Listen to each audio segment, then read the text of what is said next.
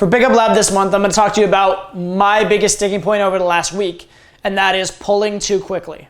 I know, right? That's a sticking point. But I'm actually serious. I actually mean it. Sounds like some first world, problem bullshit, but it's actually legit. And here's why.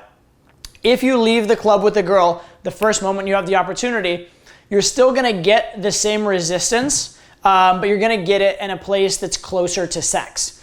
And if you handle objections in a closer to sex place, the objections are stronger and the ability to recover from them is less, right? It's similar to, you guys may have heard when I pull a girl home, a lot of times I'll make out with her and do things in the living room rather than the bedroom first because it's less sex-like. Or if I have a rooftop or a balcony, even better yet, right? Or like even an intermediate venue like a bar next to your house is better yet, okay? And it's because if you get too close, that's a problem. Now, the big thing here is if you are in isolation and you're going to lose the isolation by not pulling, by all means, I'd say pull. Keep the isolation. But if you have the girl isolated, you have a one-on-one conversation, you have some time to work with, and she's down to leave under some context, maybe wait 5 minutes, screen it out better, get her more body and get her more invested, and then pull once you've dealt with more of the objections, that kind of stuff. Also, if the first moment you can pull, you go for it, it looks a little needy, it looks a little try hard.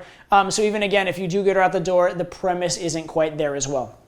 And especially, and this is a big especially, if you could pull right now under the premise of like following her somewhere or going somewhere with her, or you think that if you put 5 minutes in or 10 minutes in, you could pull on your terms, that's gonna make a massive difference. Because when you get to a high enough level in game, most nights you're gonna be taking someone home or leaving the club with someone at some point.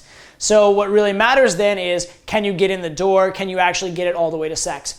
So if you aren't pulling a lot, if you don't have a lot of experience pulling, by all means, pull the first chance you get. Just get that experience walking the girl out. Just get it as far as you can and learn. But once you're at an advanced level, what I actually suggest is, as you're thinking pull, start playing out the scenarios in your head and start thinking, like, what's going to happen after we pull? Are we going to get to her car and it's going to be a big objection? Are we going to get to her house? That's going to be a big objection.